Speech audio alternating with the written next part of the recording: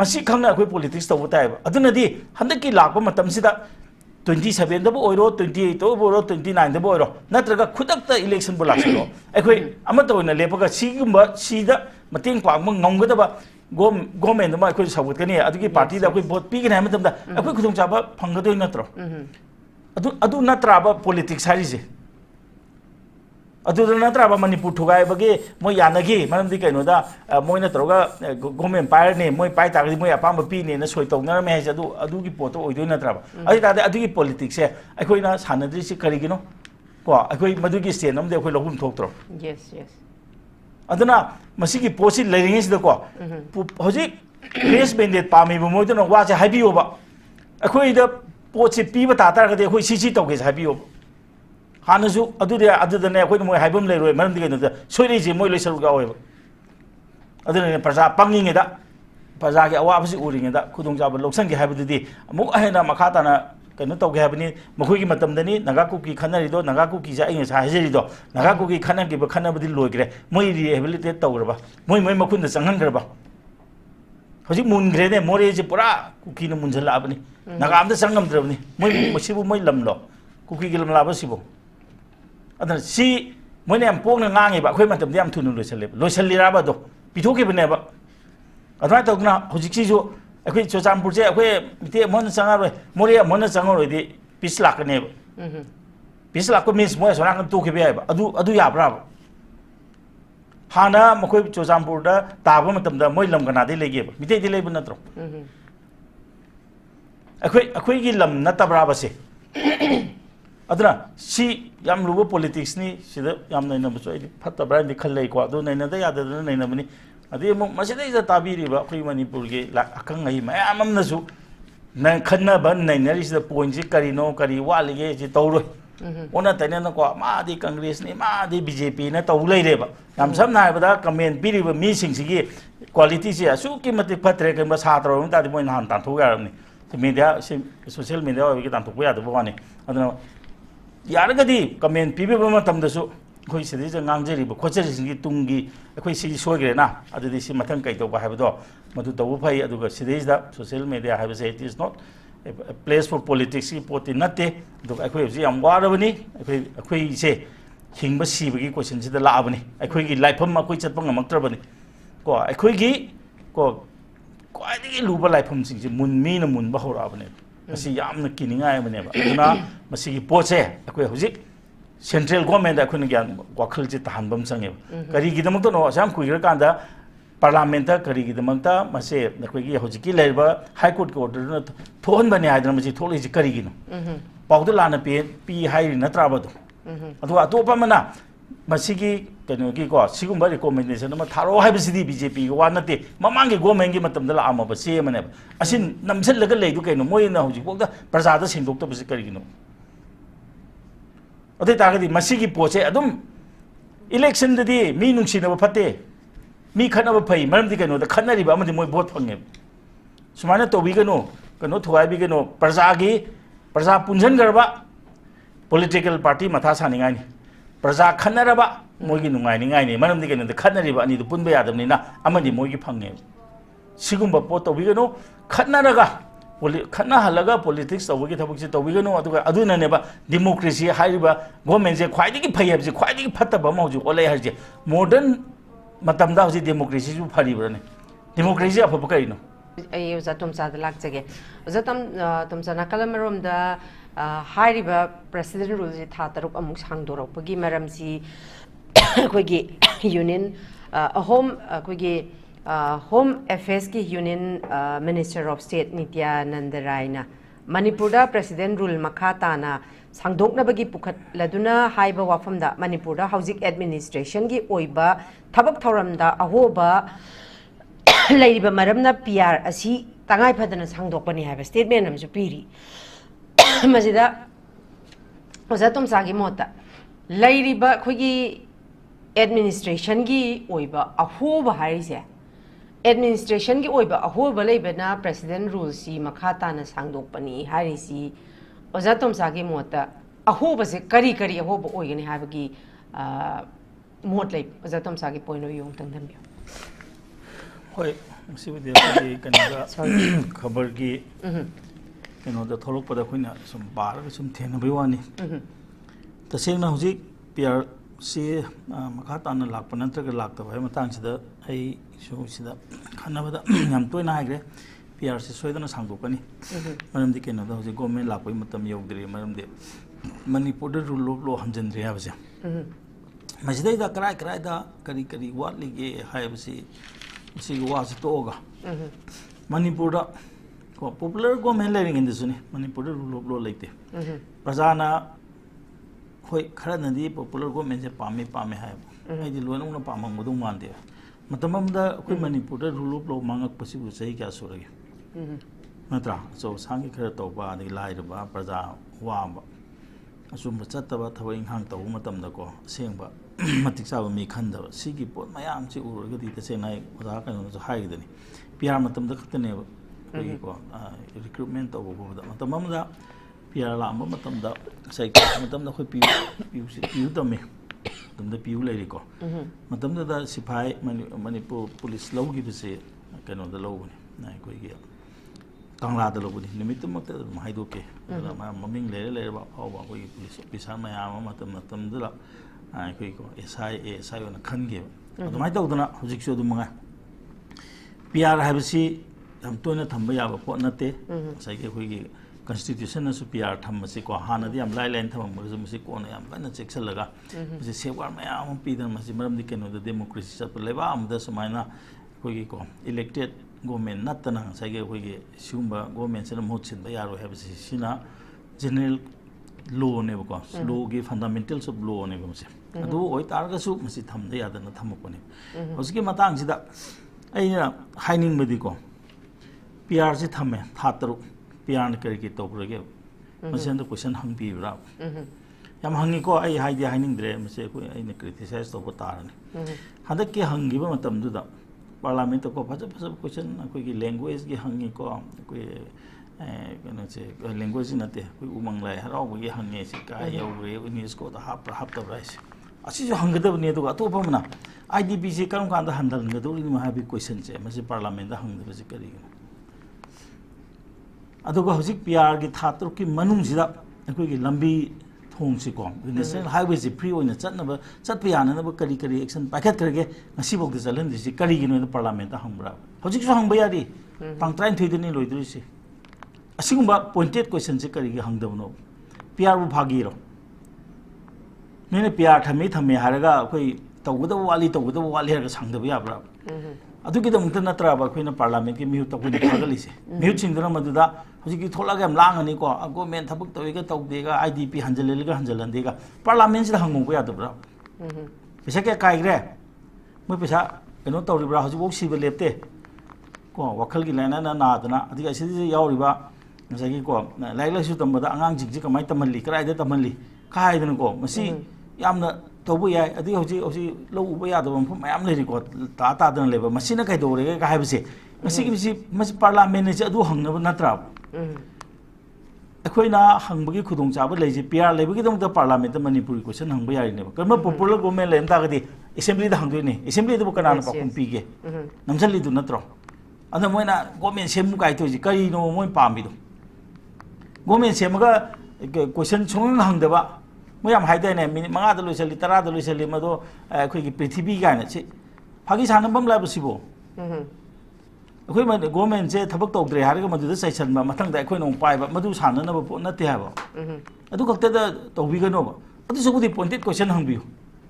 मथंग जिनिना था तरुक से सिमाइना धेली तौलेदि था तरुक से तो ओइरोइने थबक तौदनो कमाइना तौरकदोइनो रुलुप लो लाकपा याना म कैदोरगे हजि रिक्रूटमेंट मयाम मा हजि तादन लेरि अदि नहान गे हजि अखोइ या मरोइना अखोइगे लॉ एंड ऑर्डर ngakudi सिनगदा IRB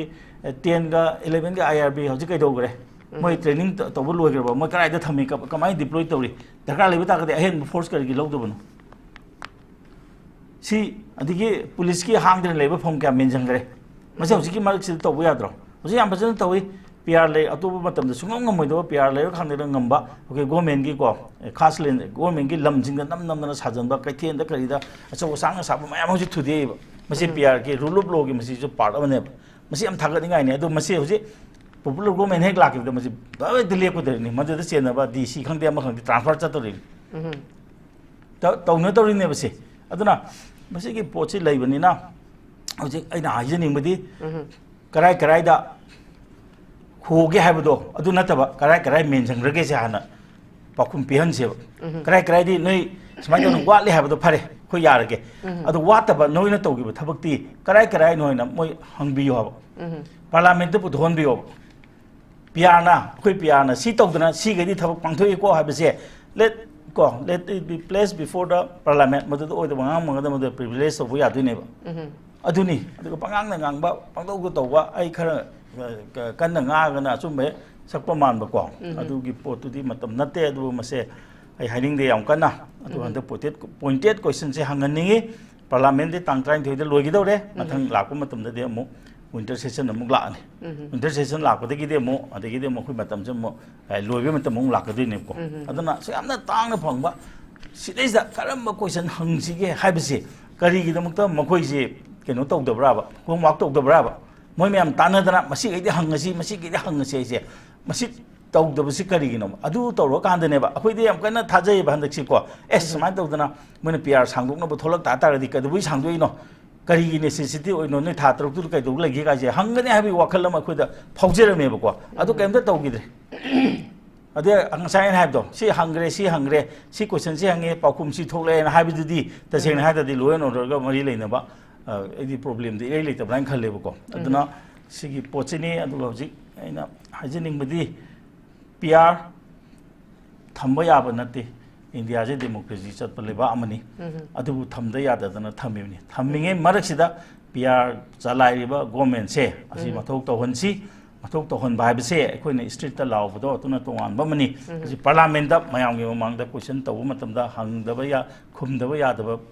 pot ni soidana khumgani adai ma khangde intho injin tawna wi mang tam adu khumanji du khoi gi ko state si mana hande moina PR lai ta sing hai ta de PR si de kano irang hanjan da ba government thong gi de tham ba yai ta sing hai ta de khoi ma si nei gi state si de ang ni ong de ai government no install to de government de matha sadui ne ba adana ta sing hai ta ga de hoji ko center na ta sing na hoji Manipur gi ko hausi mong si di Manipur gi problem se solve to ma de podam le do khona khang da budi Manipur da hande ke hasina ha man nate naga ko ki to no matam da matam du gi kanu si loi ra bra rehabilitation si loi ra bra naga gi khun maya ma more da naga chang ba ya ra bra ku ki namun gre mantra si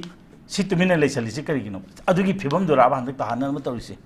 moine de haiba ko asa khoina solve tar ma me ke peace por khram ne हाने की तांथु इबु खुन मयाम दि हंजन नगर बाब अदु दगी नत्रो कौबु की माइकई दा कनाम ता तारम दा मफम दा होजी मोय लोन फाउना दा मयाम अमु खुन तारे न कंप्लेन लाइसे दुगी नत्रो कौबु पि थन गरे कोइ मतम मम दा कौबु कारी ने हम हांग कारम मनी होजी हम ता लेत्रे कुरो हांग इम्फाल मनु की चिन बसु माना कौबु मथक ता चिन गरे असि उम सी अखोइ कौगुम से अखोइ कौगुम सी अदुदी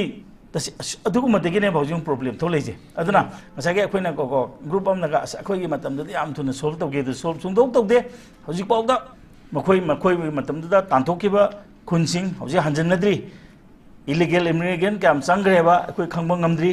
तसेंग ना हाइतागदि पॉपुलेशन एक्सप्लोजन बु तौबु याब्रो मोइबु मसा काम पोक्तना असो यामना हेन कमाइना हेंगलइनो मसी अखोइ थाददबा याब्राबा मसे सिदैज वकल थाददबा याब्राबा अदना मसी की पोत मयाम से मसी PR लेरिंगस दा अखोना तखाइ के दमने करी की दमक मणिपुर की कनो से अखोइ के इलीगल इमिग्रेशन खंदोकपगी हौगी पोतो हौजि कराय दे कदु लेगिरगे हमसे करी की हंगदबनो अमनसु हंगदे अमनसु हंगदे करी गिनो बसे सिटुमिलेशन की करी गिनो मतमददा पॉलिना हौकिमना चेयरमैन ल कनो ओइ नत्रो माना डिटेक्ट तो नत्रो अदु मका कदु गरगे बदो अदो जी पार्लियामेंट हंगोबु यादब्रा पार्लियामेंट हंगो मतमदि असेंगो पाकुम दु थोरकने अदना मसे समना हबदा मयामसु मोजु खंगे मणिपुर की मिसि अवाबा याम खंबा है SPR बु क्याम कुइनो सही तरह दि थंबा याब नते ना नोमदि माय हंजन जरकनी मदुदा अखोइना पाइरेगे लोरे काइना हाइबि वखंदु सुम लैतारगदि अखोइ ख्वाइ लाइबक थिबनि अन तसेंना हाइतारगदि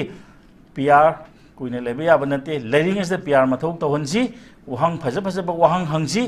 को फजब पाकुम पिहनसि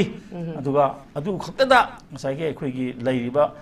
प्रजा सिंगसि को मसि नुंसिनरगदबनि दि lump हेनबसिंग खंदोक्सि ko leminaba yaba hanadigi leibosingsi lebam thoi adu lam henba misingsi hangib ta bane hoji kan himatna biswas na tawrisidi noi india gi na ta bage noi pabra hango noi sida ka dawri no moi changjabum pi bisu yaro hairi dune ko aduna asigumba yam thonga leiba ma change ba ko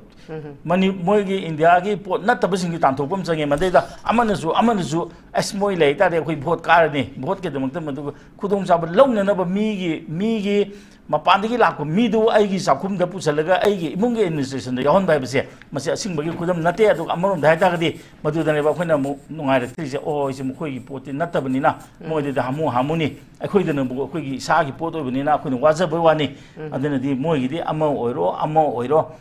mo de di thoidokte haibu da ne ba khoi na yamna ko khoi gi khoi isa misa nai bi gi wakhal ma khoi da lai se aduna ta sen hai ta gadi masi wakhal su mo na pohon bani adu yar gadi pohon be gi no ꯑꯗꯨꯒ ꯑꯩꯈꯣꯏꯒꯤ ꯂꯨꯆꯤꯡꯕꯁꯤꯡꯅꯁꯨ ꯃꯁꯤ ꯌꯦꯡꯅ ꯇꯧꯕꯤꯌꯨ ꯑꯗꯨꯒ ꯍꯧꯖꯤꯛ ꯀꯩꯝꯇ ꯇꯧꯕ ꯌꯥꯗꯦ ꯍꯥꯏꯕꯗꯣ ꯍꯥꯏꯕꯤꯒꯅꯨ ꯑꯩꯈꯣꯏ ꯄꯋꯥꯔꯗ ꯂꯩꯇꯦ ꯑꯩꯈꯣꯏꯅ ꯀꯩꯗꯧ ꯉꯝꯒꯦ ꯍꯥꯏꯗꯣ ꯄꯋꯥꯔ ꯂꯩ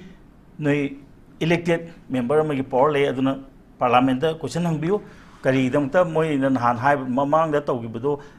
ꯀꯩꯅꯣ ꯃꯤꯖꯣꯔꯥꯝꯒꯤꯗꯤ ꯐꯅꯌꯥꯝ ꯈꯟꯗꯣꯛꯈ꯭ꯔꯦ ꯃꯄꯥꯟꯗ ꯊꯥꯗꯣꯛꯀꯅꯤ ꯍꯥꯏꯔꯦ ꯑꯗꯣ ꯑꯩꯈꯣꯏ ꯃꯅꯤꯄꯨꯔꯒꯤ ꯀꯩꯗꯧ ꯂꯩꯔꯤꯒꯦ ꯑꯗꯣ ꯁꯤꯗ ꯄꯤ ꯑꯥꯔ ꯂꯩꯒꯤꯁꯦ ꯆꯞ ꯆꯥꯕꯅꯤ ꯀꯣꯏꯁꯟ ꯍꯪꯐꯝꯁꯦ ꯁꯤ ꯄꯥꯔꯂꯥꯃꯦꯟꯇ ꯍꯪꯗꯧꯔꯤꯕꯅꯤ ꯁꯤꯗ ꯄꯥꯔꯂꯥꯃꯦꯟꯇ ꯍꯪꯕ ꯃꯇꯝꯗ ꯑꯇꯣꯞꯄ ꯁ꯭ꯇꯦꯠꯅꯁꯨ ꯃꯗꯨꯗ ꯃꯇꯦꯡ ꯄꯤꯔꯛꯀꯗꯧꯔꯤꯕꯅꯤ ꯑꯗꯨꯅ ꯃꯁꯤꯒꯤ ꯈꯨꯗꯣꯡꯆꯥꯕ ꯂꯧꯁꯤ ꯑꯗꯨꯒ ꯄ꯭ꯔꯖꯥ ꯑꯄꯪꯕꯁꯤꯡꯅꯀꯣ ꯄꯉꯥꯡꯗ ꯉꯥꯡꯉꯒ ꯑꯩꯈꯣꯏ ꯃꯌꯥꯝꯁꯦ ꯄ꯭ꯔꯖꯥ ꯂꯣꯏꯅꯃꯛꯁꯦ ꯄꯪꯕꯅꯤꯅ ꯄꯪꯊꯍꯟꯅꯕ ꯊꯕꯛꯇꯤ ꯑꯩꯈꯣꯏ ꯇꯧꯍꯟꯒꯨꯝꯁꯤ ꯑꯗꯨꯅ ꯇꯁꯦꯡꯅ ꯑꯩ ꯃꯐꯝꯁꯦ ꯁꯨꯃꯥꯏꯅ ꯍꯥꯏꯖꯒꯦ ꯑꯗꯨꯒ ꯄꯤ ꯑꯥꯔꯁꯤ ꯌꯥꯝ ꯀꯨꯏꯅ ꯂꯩꯕ ꯌꯥꯕ ꯅꯠꯇꯦ ꯑꯗꯨꯅ ꯄꯤ ꯑꯥꯔ ꯂꯩꯔꯤꯉꯩꯁꯤꯗ ꯉꯁꯥꯏꯒꯤꯀꯣ ꯇꯪꯗꯨ ꯂꯩꯇꯥꯕ ꯑꯃ ꯄꯨꯔꯛꯄ ꯌꯥꯅꯅꯕ ꯇꯧꯁꯤ ꯄꯨꯔꯛꯏ ꯍꯥꯏꯕꯗꯣ ꯌꯦꯡꯅꯅꯕ ꯑꯩꯈꯣꯏꯅ ꯃꯇꯝꯒꯤ ꯃꯇꯨꯡ ꯏꯟꯅꯀꯣ ꯆꯞꯄ ꯑꯃ ꯆꯪꯉꯦꯕ ꯒꯣꯔꯃꯦꯟꯗ Okay, thank you very much. I Jatum Sada Lakjage, Jatum Sana Kalamarum Dojanasu, Quiggy Mangi first round the Tambi Basi, Quiggy President Rule, she Pangtam Tamba Yavanati, President Rule Tamba Habisi, a permanent habit to Tambirigo, Adumakbo. Aku extend di amu tha taruk che mu tore February tang tarahum de bong leire masida president rules is hang na thamba chu phatre hare adu oi betar ga di 2027 di election ne bo ja khoi gi se adu bu masi fresh mandate ama khoi assembly se dissolve tawra kan da fresh mandate ama thu bu matam da thengna bana phani haina khanbra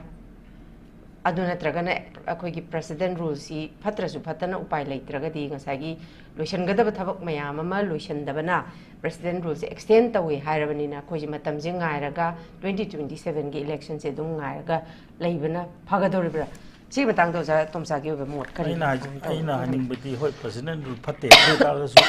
hojik mathau tai se aina na hanjana hajari se thamme hojik fresh mandate logi matam nate vote ki nate ha vote kana government kana na paagi ti ha gi dam ta president rule thamba nate hojik mandate pami ba mi se kana no number 1 mase yam kuina khoi yam kana mase khoi yem bam changi khoi gi lairi ba posi de hojik manipur da thoi be irang ji moi khang bra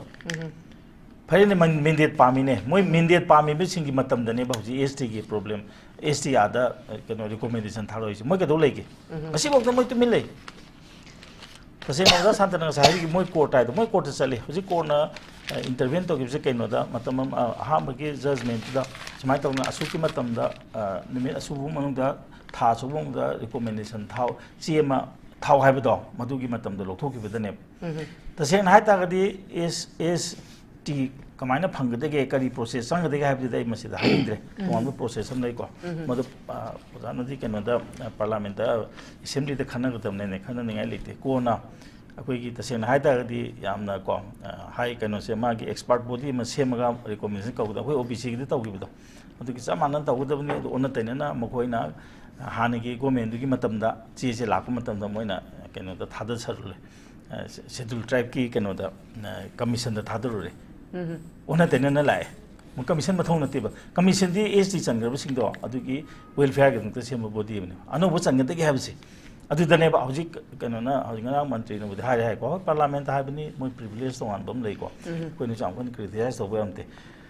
अदुगी Manipur गी मितै सिंग ST the चनबगी कनमा थोलागा इरांग थोलपने हाइतागदी मदुना Mohena communal गी पोत लाने नमनि केनोदा अखोइगी लेबाक सिगी मपुने हाइदना पांजरेइबा कांगबु अमदा सिगुंबा खुदोंचाबा पीबा यारोइदना थोलिसे कनानो ꯑꯗꯨ ꯇꯥꯗ ꯑꯩꯈꯣꯏ ꯃꯁꯦꯟ ꯀꯩꯅꯣꯝ ꯇꯧꯅꯔꯣꯏꯗ꯭ꯔꯣ ꯑꯩꯈꯣꯏ ꯏꯁꯥꯒꯤ ꯃꯤꯁꯨ ꯅꯠꯇꯕ ꯃꯣꯏꯅꯕꯨꯗꯤ ꯃꯣꯏ ꯇ꯭ꯔꯥꯏꯕꯦꯜ ꯍꯥꯏꯕꯒꯤ ꯃꯤꯡꯁꯤꯗ ꯃꯣꯏ ꯂꯣꯏ ꯈꯣꯝꯃꯤꯅꯦ ꯀꯅꯥ ꯀꯅꯥ ꯌꯥꯎꯔꯛꯈꯤꯒꯦꯕ ꯑꯗꯨꯗ ꯍꯧꯖꯤꯛ ꯂꯩꯍꯧꯔꯤꯁꯤ ꯃꯣꯏꯅꯦꯕ ꯍꯧꯖꯤꯛꯀꯤ ꯀꯨꯀꯤ ꯖꯣꯃꯤ ꯍꯥꯏꯔꯤꯕ ꯀꯥꯡꯕꯨꯁꯤꯡꯁꯤꯅ ꯃꯣꯏꯅ ꯀꯟꯅ ꯇꯧꯔꯛꯄꯅꯦꯕ ꯑꯗꯨ ꯑꯣꯏꯇꯥꯔꯒꯗꯤ ꯃꯁꯤ ꯑꯩꯈꯣꯏ ꯂꯩꯔꯝꯃꯤꯕ ꯍꯥꯟꯅꯒꯤ ꯂꯩꯔꯝꯃꯤꯕꯁꯤꯡꯁꯦ ꯌꯥꯝ ꯊꯤꯅ ꯑꯁꯨꯛꯀꯤ ꯃꯇꯤꯛ ꯁꯣꯊꯔꯦ ꯃꯁꯤ ꯁ꯭ꯇꯦꯇꯁ ꯑꯃ ꯄꯤꯌꯨ ꯍꯥꯏꯕ ꯃꯇꯝꯗ ꯑꯅꯧꯕ ꯆꯪꯉꯛꯄ ꯃꯣꯏꯅ ꯌꯥꯔꯣꯏ ꯍꯥꯏꯇꯥꯔꯒꯗꯤ ꯂꯥꯟꯊꯣꯛꯅꯅꯕ ꯃꯆꯥꯛ ꯅꯠꯇ꯭ꯔꯣ ꯃꯁꯤꯒꯤ ꯄꯣꯠꯁꯦ ꯄꯥꯔꯂꯥꯃꯦꯟꯇ ꯉꯥꯡꯕꯤꯗꯕꯁꯨ ꯐꯕꯅꯦꯕ ꯌꯥꯝꯅ ꯗꯤꯄ꯭ꯂꯣꯃꯦꯇꯤꯛ ꯑꯣꯏꯅ ꯉꯥꯡꯒꯗꯕꯅꯤ ꯑꯗꯨꯒ ꯇꯁꯦꯡꯅ ꯍꯥꯟꯅ ꯍꯥꯏꯔꯤꯕ ꯑꯩꯈꯣꯏꯒꯤ ꯄꯥꯔꯂꯥꯃꯦꯟꯇ ꯍꯥꯏꯔꯤꯕ ꯃꯁꯤꯗꯤ ꯃꯄꯥꯟꯗꯒꯤ ꯆꯪꯉꯛꯄꯅ ꯊꯣꯛꯂꯛꯄ ꯏꯔꯥꯡꯅꯤ ꯍꯥꯏꯗꯣ ꯃꯗꯨꯃꯛꯅꯦꯕ ꯆꯨꯝꯗꯣꯔꯤꯁꯤ ꯑꯗꯨ ꯑꯣꯏꯇꯥꯔꯒꯗꯤ ꯃꯁꯤꯒꯤ ꯄꯣꯠ ꯑꯃ ꯂꯩꯔꯦ ꯑꯇꯣꯞꯄ ꯑꯃꯅ ꯑꯩꯈꯣꯏꯒꯤ ꯃꯩꯇꯩꯒꯤ ꯌꯥꯈꯤꯔꯣꯏꯕ ꯑꯩꯈꯣꯏ ꯀꯝꯃ꯭ꯌꯨꯅꯤꯇꯤꯁꯦ ꯑꯩꯈꯣꯏ ꯃꯩꯇꯩ ꯍꯥꯏꯖꯔꯒꯦꯀꯣ ꯃꯔꯝꯗꯤ ꯀꯩꯅꯣꯗ ꯑꯩꯈꯣꯏꯁꯦ ꯄꯣꯂꯤꯇꯤꯀꯦꯜ ꯐꯣꯔꯁ ꯑꯃ ꯆꯪꯉꯦ ꯍꯧꯖꯤꯛ ꯀꯔꯤ ꯍꯥꯏꯔꯤ ꯀꯪꯒ꯭ꯔꯦꯁꯁꯨ ꯃꯣꯏ ꯃꯇꯝꯗ ꯃꯣꯏꯒꯤ ꯃꯤ ꯁꯦꯝꯅꯅꯕ ꯀꯩꯅꯣꯁꯦ ꯑꯩꯈꯣꯏꯒꯤ ꯃꯣꯏ ꯚꯣꯠ ꯀꯥꯟꯅꯅꯕ ꯍꯣꯠꯅꯕ ꯃꯇꯝꯗ ꯉꯁꯥꯏꯒꯤꯀꯣ ꯑꯦꯅꯤ ꯀꯨꯀꯤ ꯇ꯭ꯔꯥꯏꯕꯁꯨ ꯄꯨꯁꯜꯂꯛꯄꯅꯤ ꯔꯤꯁꯨ ꯆꯠꯅꯔꯝꯕꯅꯤ ꯃꯣꯏ ꯁꯥꯟꯅꯕ ꯌꯥꯅꯕ ꯍꯥꯏꯅ ꯑꯗꯨꯃꯥꯏꯅ ꯇꯧꯅ ꯕꯤ ꯖꯦ ꯄꯤ ꯃꯇꯝꯗ ꯃꯣꯏ ꯆꯠꯃꯤꯟꯅꯔꯦ ꯗꯦꯠ ꯃꯤꯟꯁ ꯚꯣꯠ ꯍꯥꯏꯕ ꯄꯣꯠꯁꯦ ꯑꯁꯨꯛꯀꯤ ꯃꯇꯤꯛ ꯏꯝꯄꯣꯔꯇꯦꯟ ꯃꯔꯨ ꯑꯣꯏꯈ꯭ꯔꯦꯕ ꯃꯔꯝꯗꯤ ꯀꯩꯅꯣꯗ ꯗꯦꯃꯣꯀ꯭ꯔꯦꯁꯤꯗ ꯚꯣꯠ ꯀꯥꯔꯒ ꯒꯣꯔꯃꯦꯟ ꯄꯥꯏꯗ꯭ꯔꯒꯗꯤ ꯅꯥꯀꯟꯗꯤ ꯂꯥꯡꯕꯁꯤꯅ ꯀꯩꯗꯧꯗꯣꯏꯅꯣ ꯑꯗꯨ ꯇꯥꯔꯒꯗꯤ ꯑꯩꯈꯣꯏ ꯍꯧꯖꯤꯛ ꯃꯦꯖꯣꯔꯤꯇꯤ ꯑꯣꯏꯔꯤꯕ ꯃꯅꯤꯄꯨꯔ ꯀꯥꯏꯕ ꯌꯥꯗꯦ ꯍꯥꯏꯔꯤꯕ ꯑꯩꯈꯣꯏꯁꯦ ꯑꯄꯨꯟꯕ ꯐꯣꯔꯁ ꯑꯃ ꯑꯣꯏꯔꯕ꯭ꯔꯥꯕ ꯑꯩꯈꯣꯏꯅ ꯍꯥꯏꯕ ꯌꯥꯏꯅ ꯍꯥꯏꯁꯦ ꯃꯤꯇꯩꯁꯦ ꯁꯦꯗꯨꯜ ꯇ꯭ꯔꯥꯏꯕꯇ ꯆꯟꯒꯗꯕꯅꯤ ꯍꯥꯏꯕꯁꯦ ꯃꯁꯤꯗ ꯋꯥꯁꯛꯄ ꯉꯝꯕ ꯄꯥꯔꯇꯤꯗꯨꯗ ꯑꯩꯈꯣꯏ ꯚꯣꯠ ꯄꯤꯅꯤ ꯍꯥꯏꯕ ꯃꯇꯝꯗ ꯀꯩꯗꯧꯕꯒꯤ ꯐꯪꯉꯣꯏꯗꯣꯏꯅꯣ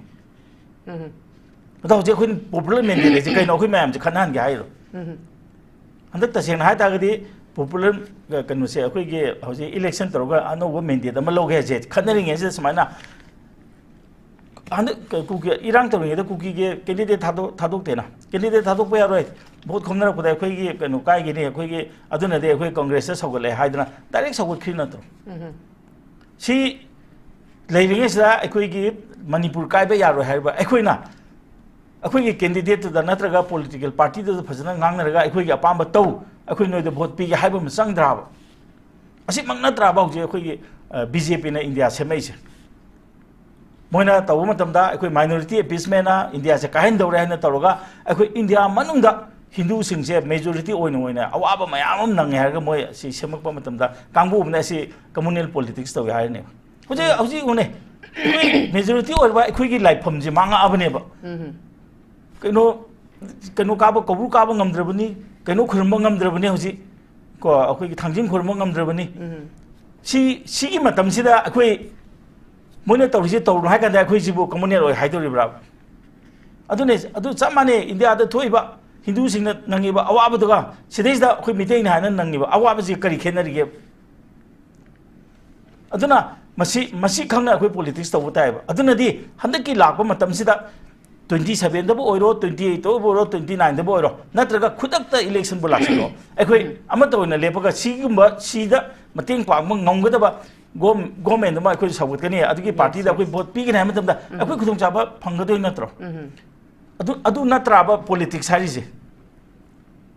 ꯑꯗꯨꯗ ꯅꯠꯇ꯭ꯔꯥꯕ ꯃꯅꯤꯄꯨꯔ ꯊꯨꯒꯥꯏꯕꯒꯤ ꯃꯣꯏ ꯌꯥꯅꯈꯤ ꯃꯔꯝꯗꯤ ꯀꯩꯅꯣꯗ ꯃꯣꯏꯅ ꯇꯧꯔꯒ ꯒꯣꯔꯃꯦꯟ ꯄꯥꯏꯔꯅꯤ ꯃꯣꯏ ꯄꯥꯏ ꯇꯥꯔꯒꯗꯤ ꯃꯣꯏ ꯑꯄꯥꯝꯕ ꯄꯤꯅꯦꯅ ꯁꯣꯏ ꯇꯧꯅꯔꯝꯃꯦ ꯍꯥꯏꯁꯦ ꯑꯗꯨꯒꯤ ꯄꯣꯠꯇꯣ ꯑꯣꯏꯗꯣꯏ ꯅꯠꯇ꯭ꯔꯥꯕ ꯑꯗꯨ ꯇꯥꯔꯗꯤ ꯑꯗꯨꯒꯤ ꯄꯣꯂꯤꯇꯤꯛꯁꯁꯦ ꯑꯩꯈꯣꯏꯅ ꯁꯥꯟꯅꯗ꯭ꯔꯤꯁꯤ ꯀꯔꯤꯒꯤꯅꯣ ꯀꯣ ꯑꯩꯈꯣꯏ ꯃꯗꯨꯒꯤ ꯁ꯭ꯇꯦꯟ ꯑꯃꯗꯤ ꯑꯩꯈꯣꯏ ꯂꯧꯐꯝ ꯊꯣꯛꯇ꯭ꯔꯣ ꯑꯗꯨꯅ ꯃꯁꯤꯒꯤ ꯄꯣꯠꯁꯤ ꯂꯩꯔꯤꯉꯩꯁꯤꯗꯀꯣ ꯍꯧꯖꯤꯛ ꯐ꯭ꯔꯦꯁ ꯃꯦꯟꯗꯦꯠ ꯄꯥꯝꯃꯤꯕ ꯃꯣꯏꯗꯨꯅ ꯋꯥꯁꯦ ꯍꯥꯏꯕꯤꯌꯣꯕ ꯑꯩꯈꯣꯏꯗ ꯄꯣꯠꯁꯤ ꯄꯤꯕ ꯇꯥꯔꯒꯗꯤ ꯑꯩꯈꯣꯏ ꯁꯤ ꯇꯧꯒꯦꯁꯦ ꯍꯥꯏꯕꯤꯌꯣꯕ ꯍꯥꯟꯅꯁꯨ ꯑꯗꯨꯗꯅꯦ ꯑꯩꯈꯣꯏꯅ ꯃꯣꯏ ꯍꯥꯏꯐꯝ ꯂꯩꯔꯣꯏ ꯃꯔꯝꯗꯤ ꯀꯩꯅꯣꯗ ꯁꯣꯏꯔꯛꯏꯁꯦ ꯃꯣꯏ ꯂꯣꯏ ꯁꯔꯨꯛ ꯌꯥꯎꯋꯦꯕ ꯑꯗꯨꯅꯅꯦ ꯄ꯭ꯔꯖꯥ ꯄꯪꯉꯤꯉꯩꯗ ꯄ꯭ꯔꯖꯥꯒꯤ ꯑꯋꯥꯕꯁꯤ ꯎꯔꯤꯉꯩꯗ ꯈꯨꯗꯣꯡꯆꯥꯕ ꯂꯧꯁꯟꯒꯦ ꯍꯥꯏꯕꯗꯨꯗꯤ ꯑꯃꯨꯛ ꯍꯦꯟꯅ ꯃꯈꯥ ꯇꯥꯅ ꯀꯩꯅꯣ ꯇꯧꯒꯦ ꯍꯥꯏꯕꯅꯤ ꯃꯈꯣꯏꯒꯤ ꯃꯇꯝꯗꯅꯤ ꯅꯥꯒꯥ ꯀꯨꯀꯤ ꯈꯟꯅꯔꯤꯗꯣ ꯅꯥꯒꯥ ꯀꯨꯀꯤꯁꯦ ꯑꯩ ꯉꯁꯥꯏ ꯍꯥꯏꯖꯔꯤꯗꯣ ꯅꯥꯒꯥ ꯀꯨꯀꯤ ꯈꯟꯅꯕꯗꯤ ꯂꯣꯏꯈ꯭ꯔꯦ ꯃꯣꯏ ꯔꯤꯍꯦꯕꯤꯂꯤꯇꯦꯠ ꯇꯧꯈ꯭ꯔꯕ ꯃꯣꯏ ꯃꯈꯨꯟꯗ ꯆꯪꯍꯟꯈ꯭ꯔꯕ ꯍꯧꯖꯤꯛ ꯃꯨꯟꯈ꯭ꯔꯦꯅꯦ ꯃꯣꯔꯦꯁꯦ ꯄꯨꯔꯥ ꯀꯨꯀꯤꯅ ꯃꯨꯟꯁꯤꯜꯂꯛꯑꯕꯅꯤ ꯅꯥꯒꯥ ꯑꯝꯇ ꯆꯪ ꯉꯝꯗ꯭ꯔꯕꯅꯤ ꯃꯁꯤꯕꯨ ꯃꯣꯏ ꯂꯝꯂꯣ ꯀꯨꯀꯤꯒꯤ ꯂꯝ ꯂꯥꯛꯕ ꯁꯤꯕꯨ ꯑꯗꯨꯅ ꯃꯣꯏꯅ ꯌꯥꯝ ꯄꯣꯡꯅ ꯉꯥꯡꯉꯦꯕ ꯑꯩꯈꯣꯏ ꯃꯇꯝꯗ ꯌꯥꯝ ꯊꯨꯅ ꯂꯣꯏꯁꯤꯜꯂꯤꯔꯕ ꯑꯗꯣ ꯄꯤꯊꯣꯛꯈꯤꯕꯅꯦꯕ ꯑꯗꯨꯃꯥꯏꯅ ꯇꯧꯗꯅ ꯍꯧꯖꯤꯛꯁꯤꯁꯨ ꯑꯩꯈꯣꯏ ꯆꯨꯔꯆꯥꯟꯄꯨꯔꯁꯦ ꯑꯩꯈꯣꯏ ꯃꯤꯇꯩ ꯑꯃꯅ ꯆꯪꯉꯔꯣꯏ ꯃꯣꯔꯦ ꯑꯃꯅ ꯆꯪꯉꯔꯣꯏꯗꯤ ꯄꯤꯁ ꯂꯥꯛꯀꯅꯦꯕ ꯄꯤꯁ ꯂꯥꯛꯄ ꯃꯤꯟꯁ ꯃꯣꯏ ꯑꯁꯣꯝ ꯅꯥꯀꯟ ꯇꯣꯛꯈꯤꯕ ꯌꯥꯏꯕ ꯑꯗꯨ ꯌꯥꯕ꯭ꯔꯥꯕ ꯍꯥꯟꯅ ꯃꯈꯣꯏ ꯆꯨꯔꯆꯥꯟꯄꯨꯔꯗ ꯇꯥꯕ ꯃꯇꯝꯗ ꯃꯣꯏ ꯂꯝ ꯀꯅꯥꯗꯩ ꯂꯩꯒꯦꯕ ꯃꯤꯇꯩꯗꯤ ꯂꯩꯕ ꯅꯠꯇ꯭ꯔꯣ ꯑꯩꯈꯣꯏꯒꯤ ꯂꯝ ꯅꯠꯇꯕ꯭ꯔꯥꯕꯁꯦ ꯑꯗꯨꯅ ꯌꯥꯝ ꯂꯨꯕ ꯄꯣꯂꯤꯇꯤꯛꯁꯅꯤ ꯁꯤꯗ ꯌꯥꯝ ꯅꯩꯅꯕꯁꯨ ꯑꯩꯗꯤ ꯐꯠꯇꯕ꯭ꯔꯥ ꯍꯥꯏꯅꯗꯤ ꯈꯜꯂꯩꯀꯣ ꯑꯗꯨ ꯅꯩꯅꯗ ꯌꯥꯗꯗꯅ ꯅꯩꯅꯕꯅꯤ ꯑꯗꯩ ꯑꯃꯨꯛ ꯃꯁꯤꯗꯩꯗ ꯇꯥꯕꯤꯔꯤꯕ ꯑꯩꯈꯣꯏ ꯃꯅꯤꯄꯨꯔꯒꯤ ꯑꯈꯪ ꯑꯍꯩ ꯃꯌꯥꯝ ꯑꯃꯅꯁꯨ nang khana ban nai nari sida point si kari no kari wali ge si tawroi ona tane na ko ma di congress ni ma di bjp na taw lei re ba yam sam na ba da comment piri ba mi sing sigi quality si asu ki mati patre ke ba sa tro ta di moi han tan thu ga ni media social media wa ki tan thu ya da ba ni aduna yar ga di comment pi ba ma tam da su khoi si di ngang je ri ba kho che sing gi tung gi khoi si so ge na adu di si mathang kai to ba ha ba do madu to bu phai adu ga si di da social media ha ba say it is not a place for politics ki poti nate do akhoi ji am wa ra bani akhoi se hing ba si ba gi question si da la bani akhoi gi laifam ma koi chat pa ngamak tra bani ko akhoi gi ko kwai di lu ba laifam sing ji mun mi na mun ba ho ra bani asi yam na ki ni ngai bani ba aduna masi gi po che akhoi hojik central government akhoi na gyan wakhal ji tahan bam sang e kari gi damak to no asam kui ra kan da parliament kari gi damakta mase akhoi gi hojik ki leiba high court ko order na thon bani adana masi tholi ji kari gi no pawdu lana pi hai na tra ba do adu atopa mana masi gi keno gi ko sigum ba recommendation ma tharo hai bisi di bjp wa na te mamang gi government gi matam da la ama ba se mane asin namsel laga leidu keno moi na hojik bok da praja da sindok to bisi kari gi no ade ta ga di masi gi poche adum election da di mi nungsi na ba phate mi khana ba phai maram di keno da khana ri ba ma di moi vote phange sumana to bi keno thuai bi keno praja punjan garba political party matha saningai ni praja khanaraba mogi nungai ningai ni maram di keno da khana ri ba ani du punba yadam ni na amani mogi phange sigumba po to bi keno khanaraga khana halaga politics to gi thabuk ji to bi keno adu na ne ba democracy haiba government je khwai di phai ji khwai di phatta ba mo ji olai har ji modern matam da ji democracy ju phari brane democracy afa pa kai no maru ina manipur da thabak lawi transparency leiti thabak haidui ga haidok te ga to gi ati hoji sports na tana ati ke dore nang ham ju tong re duni mari di leina dra ga so ai khara hajining ne culture gi lam da lari bu problem thole ko culture gi dance ki to da low bu ma si mot ba ya de ha bi po na mak la e ba adu su pr matam da mi sing se mi corruption to mi sing ji wakhal aki bam da pok to ba se ma si ne khwai ngai se sidi yadra mane na habi wakhal pok ti kari gi no ba chum huran gani phatta ba taw gani ma wa lok de habi gi po da ma lai se ma sidi pharoi aduna ne ba adu oirak tar gadi pai leite ko sa gi chaw ba ko ne si ko hoji lebak mayam si ko revolution nan lakne da na taw mayam ma taw ri ni manipur ju thoi haninga ke su le pon nate aduna madu gi adu ma di akhoi thon gum si akhoi yam hoji di like lai su yam na thak wang matam ni aduna yam hai hai na changjan ba yam hai hai na pusan ba phai maram di kaino da legally du hai ba ma su leire aduna hoji am samna har ba da inga sa amon haje jo pr gi manung da rule of law se akhoi am ta hanjalan si adu question se pointed question hangsi kana roi da ba ko mi gi ada ngang du da yam nungai te ba han so dum toy ba chairman da na point ngang o dum hai kai panglau to law sin ka do doi no nang point nang na ngang ngi point du puthro hai akhoi di nungai te ha ba ta ba da adu luna matam wana phangwa matam da po tu naina da na auto atopa wa koi mayam bu chan ba ji kari no ha ba ni da de da ga di ko yam kana haining de akhoi rom de gi thok khibne ha ba da am su thona lei do thona lei ba ha ba se koi lau lau du na te point yaw na ngang bu de na thona lei ba ha di si ko do ohen biu akhoi na su yam na thag yam na makok thong na ko yam wang thak wang na tham ja ba mi ni na akhoi sigumba manipur si di